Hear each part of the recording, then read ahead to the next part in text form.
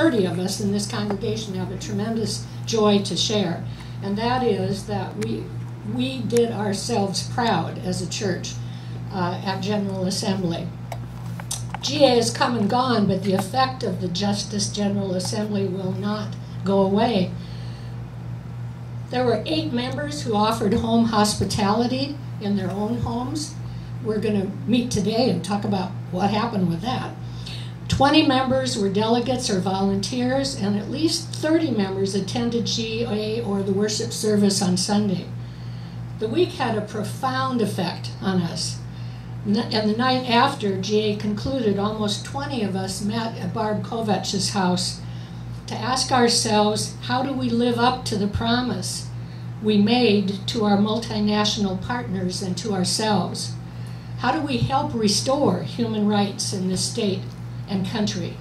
How do we stay alert to the insidious pressures such as proponents of private prisons? We heard loud and clear the warning that was issued decades ago. All it takes for evil to triumph is for good men to do nothing. In Wayne's well-constructed newsletter for July, we began to outline areas of involvement, from working with Mi Familia Vota, helping register to vote, to Border Angels, or to No More Deaths, where we actually put water out to save lives, to letter writing campaigns to our congresspeople and our governor. There will be much more about this in the future weeks, and particularly after the ingathering in the fall. I brought you all a little treat, and I'm going to pass it around for whoever wants one, and the rest can be on the table in the back. But West Valley should be very proud of what happened during GA. I would like to add that Donis, as our GA coordinator, deserves a big hand for all the wonderful work she did. Thank you, Donis.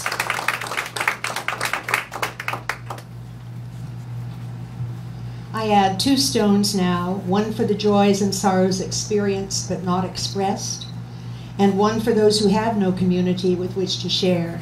May they soon find one.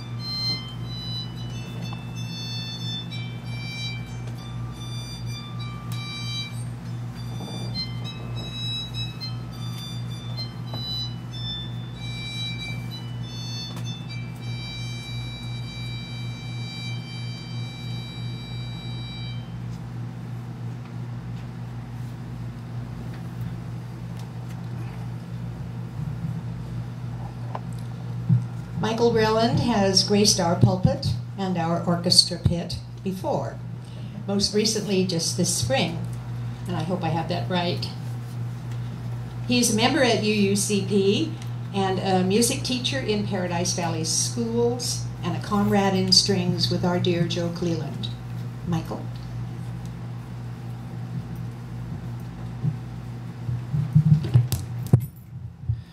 Thank you to Ann and everyone who works to get speakers throughout the year.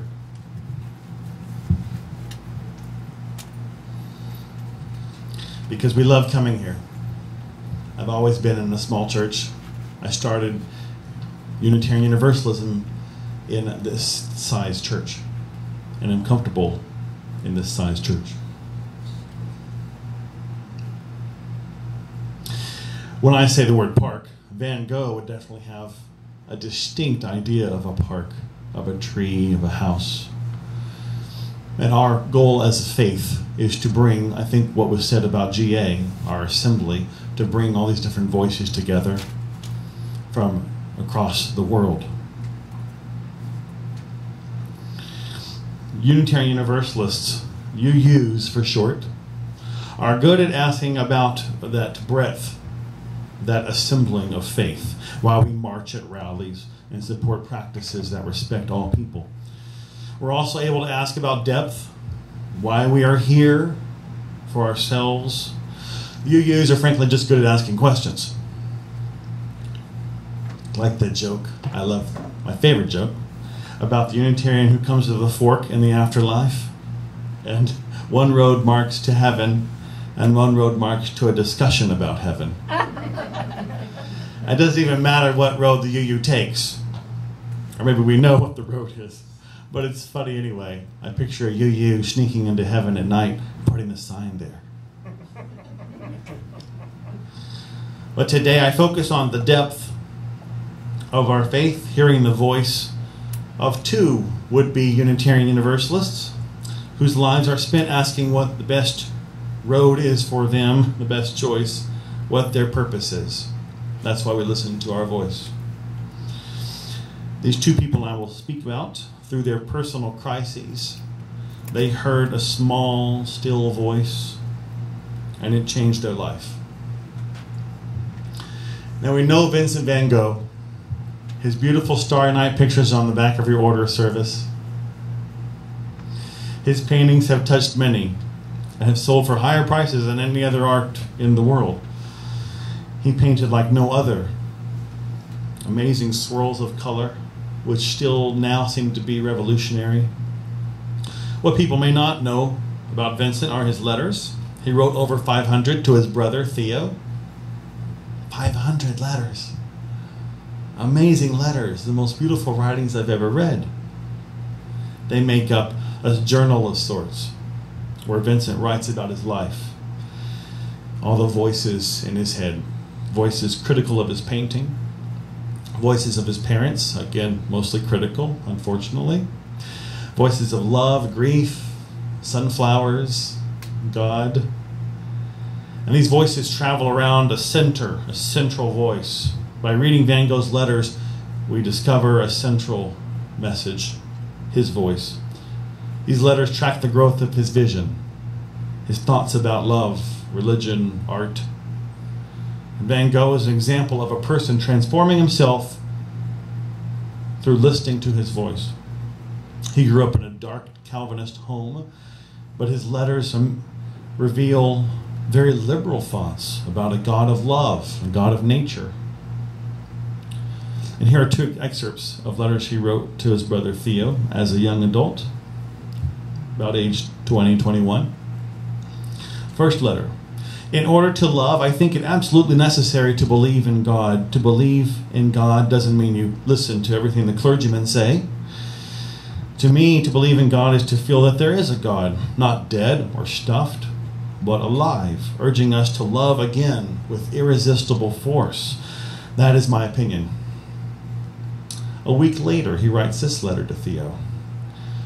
Oh God, there is no God. But am I an atheist for that? I love, and how could I feel love if I did not live, and others did not live? And if we live, there is something mysterious in that. And so call it God or human nature or whatever you like, but there's something which I cannot define, though it is very much alive and real. And I see that as God, or as good as God. Van Gogh would make a great Unitarian Universalist. His theology is progressive, reinterpreting God to mean love and life. His beliefs cause strife within himself and with others. And he has no problem arguing with himself. Got it all going on. Except the social justice piece.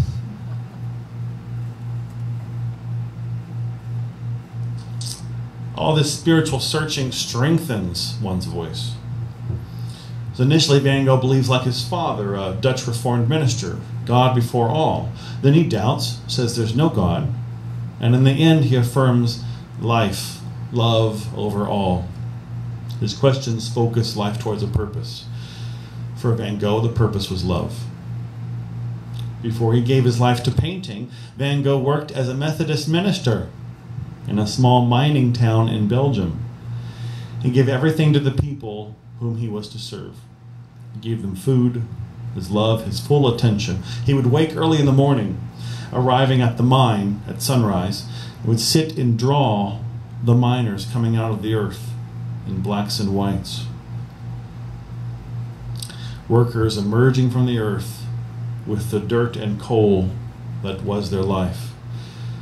The voice inside Van Gogh told him what his drawings merely suggested. The best minister empathizes with those he serves. He connects with the earth, the life, and the loves of the people he's with. In Vincent's letters, he writes of painting sailors on the sea, so that if the sailors looked at his painting, they might feel the rocking of childhood and remember their own lullabies. These are Van Gogh's words to describe his paintings. Van Gogh painted farmers in a wheat field, and you can't tell where the tall shafts of wheat end and the bodies begin. Bodies blend with earth. God, or whatever God is, lives inside Van Gogh's painting because his painting shows life. And in the words, we know this. This passionate, empathetic voice inside Vincent's head would prove to be his undoing. He passionately set up a worship space in the mining town. It was a rundown house. It's all the community had. But when the supervisors from the regional Methodist office, when they visited, they were disgusted at the conditions of the worship place. Though the poor space mirrored the life of the people in the village, it apparently was not good enough for God, or not good enough for the supervisors. Vincent was fired. Vincent's next trial was giving himself to art. The voice telling him to release, go to the thing he loved, the thing he was doing already in pieces. But you thought ministry was difficult. His art was largely ignored. He had little encouragement from his colleagues. Nothing sold, really. And I know Van Gogh's religious voice kept him afloat. The voice, the nurturing, speaking of love voice, how paint can capture love. This voice kept him engaged with the world. He writes this. This is what's printed on the back of your service with the Starry Night painting. What are life's intentions? What do I know of them? How can I express myself? I want to be silent, but yet, because I must speak, well then it seems to me the intention of life is to love, be loved, to live, give life, renew it, restore it, preserve it, and to work, giving a spark for a spark. And above all, to be good, useful, to be helpful in something. For instance, lighting a fire, giving a slice of bread and butter to a child, a glass of water to a sufferer. Vincent's still small voice of ministry came to him through his painting. Vincent dies through tragic circumstances, some of his own doing, you could say. Perhaps this was when his voice ceased to speak, ceased to sustain his life. I don't know what person or religion or congregation could have helped him, but I would have liked to be there, to nurture, to listen firsthand to his voice. Because today I see him as a spiritual guide, an artist who projects a theology of love. And I listen to him through his paintings. He is one of the Unitarian Universalist voices in my head. Ralph Waldo Emerson lived around the same time as Van Gogh. While he was a famous essayist and orator, he also kept a small journal. So again, we have in our possession thoughts of someone whose voice we will see change and grow and ultimately provide answers to his difficulties. Like Van Gogh, Emerson was born into a family of ministry, but Emerson was totally Unitarian. He was even born in Boston. We lift up his life as a model within the Boston home of our faith. As a young person, he lived a typical Unitarian intellectual life, began studies at the Boston Latin School, and at age 14 began his time at Harvard College, and then Harvard Divinity School. Despite this privileged path, Emerson has always been known to us as a rebellious thinker, always striving for knowledge lying beyond the routines of life. He writes this: "We fetch fire and water, run about all day in the shops and markets, get our clothes and shoes made and mended, and are the victims of these details. And once in a fortnight we arrive perhaps at a rational moment." Emerson would criticize us for not taking time to listen to our voice. The rational moment he's talking about is the quiet in the storm around you. Not merely rational, but it's the voice of nature for Emerson. Emerson was, after all, one of the main writers in the Transcendental Club. Nature is the voice of God. And God, or the Spirit, transcends us. So this voice of God is the voice of our ancestors, the voice of reason, emotion, the everything. Emerson's question to us is, can we take a moment to breathe in these answers that nature, substitute God, gives us? Christians and early Unitarians would say that God is telling you or directing you. This was the language of Emerson's time, 19th century. But Emerson himself was able to cast that off in favor of receiving God through nature. Modern Unitarian Universalists owe so much to Emerson's ideas that free us to think of a larger spirit. And like Emerson, we generally do not take the road someone tells us to take. The label Unitarian was this negative, almost political title given to us because we did not adopt the church's Trinitarian policies. But we've taken that label on. So Emerson was unafraid to listen to his voice. So guess what? Emerson, one of the pillars of our Unitarian thought, resigned from Unitarian ministry. Looking, in a way you could say that we love Emerson because he had the courage to lead the Unitarians. Looking back, we read and appreciate his progressive texts, stories of nature that reinterpret God as the liberal entity we would have God be today. We applaud Emerson sharing these thoughts, even though the traditional Harvard Unitarian faculty did not like it. So in the journal, I track how he became so progressive, how he was able to walk a bit farther than his colleagues. It does seem that his voice was shaped by personal events. The tragic loss of his first wife, Ellen, he writes in the journal, very simply, the date she dies of tuberculosis. And a few days later, we read of a search for her. It seems to guide his search for truth or God. Definitely hearing voices that guide him. I read these excerpts from various days during the summer of 1832. Emerson was just 29 when his wife died. Will the eye that was closed on Tuesday ever beam again in the fullness of love on me? After a fortnight's wandering to the green mountains, yet finding you, dear Ellen, nowhere, and yet everywhere I come again to my own place. And only by God's order and by my concurrent effort can I get the abstract sense of which mountain and birds and flowers are the sublime alphabet. A few days later, he writes this: God cannot be intellectually discerned. To reflect is just to receive truth immediately, without any medium. That's living faith.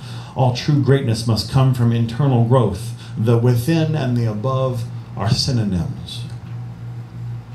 A few days later, it's this. I have sometimes thought that in order to be a good minister, it was necessary to leave the ministry. The profession can be antiquated. We worship in the dead forms of our forefathers. A few years later, he writes this: make your own Bible. Select and collect all the words and sentences in your reading that have been to you like a blast of trumpet out of Shakespeare, Moses. Emerson continues his journal with some funny moments about he and his friend Thoreau having a laugh at a minister's meeting at these ministers who are not so progressive in thought. To Emerson, his perception of religion was hard-won and highly personal.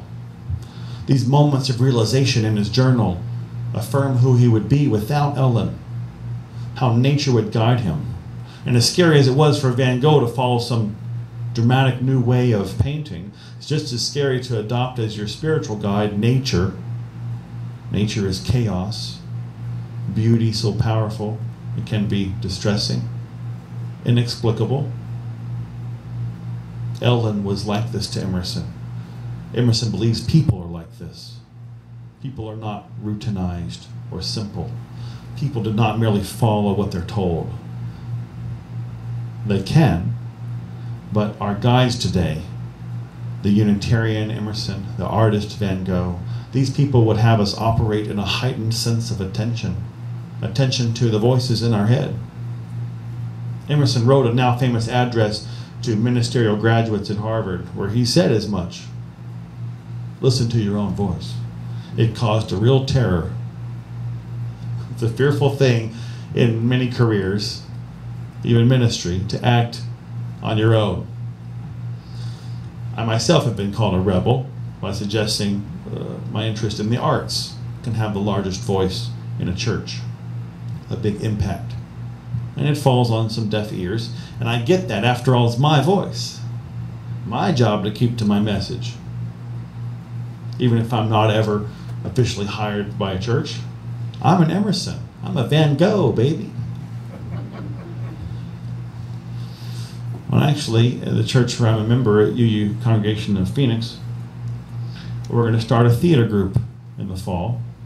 So I've found people that will help me use arts as a spiritual practice. That sort of group open to people who want collaborative work that lets us find our voices. So I've tried to pay attention to my voice. I was living in Washington, D.C., which is full of boisterous voices, all concerning politics. The constant dialogue of who's in office, who's leaving office, who's coming to office, and all the micro strategies to keep the machine running. And then there's the state of poverty in the city, and the ministry needed there. So to clear my head, I decided to move to Arizona, where politics plays no part in life.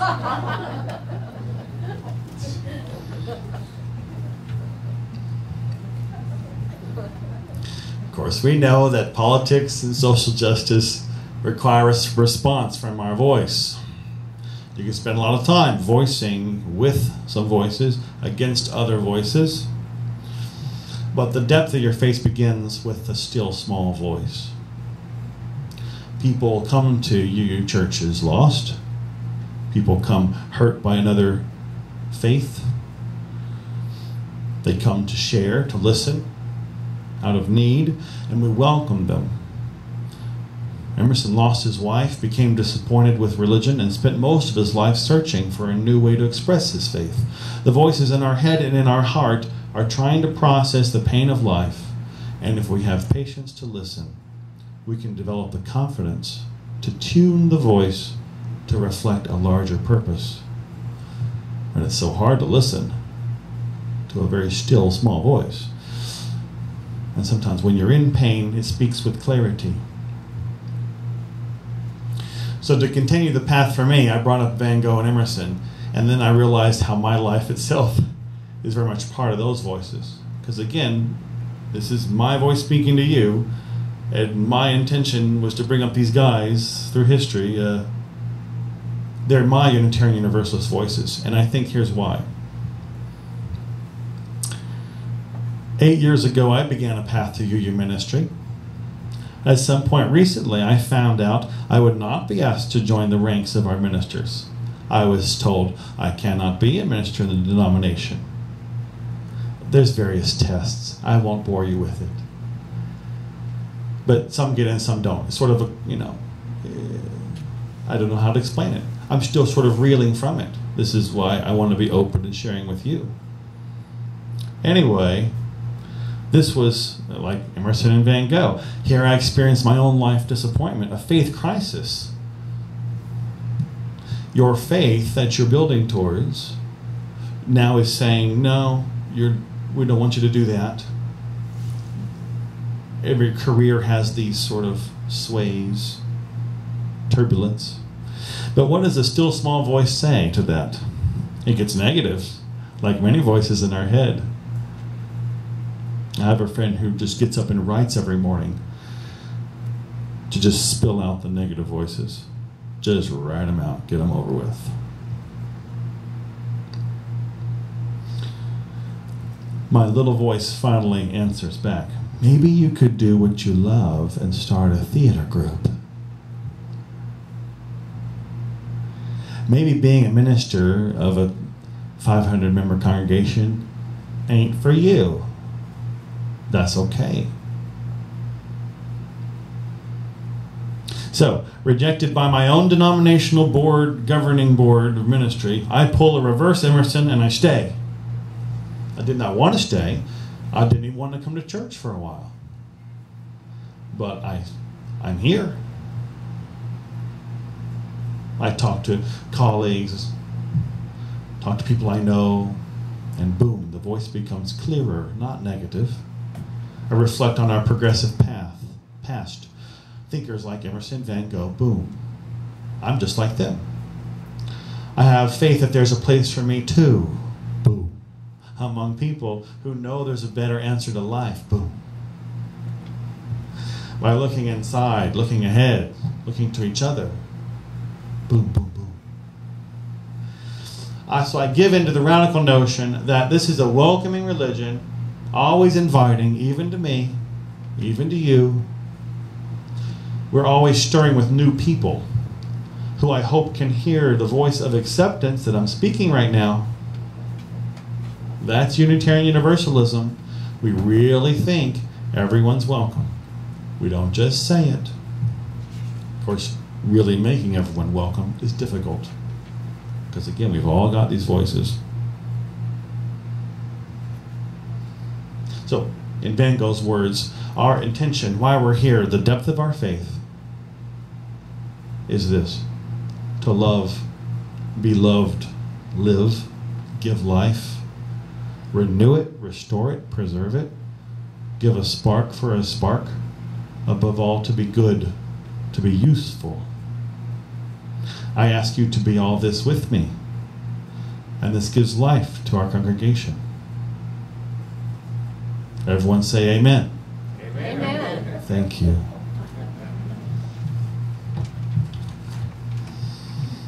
We end with our hymn. This is the inward-looking, depth-inspired UU hymn, Spirit of Life, number 1, 2, 3. Let us stand as we are willing and able. Sing it just once through.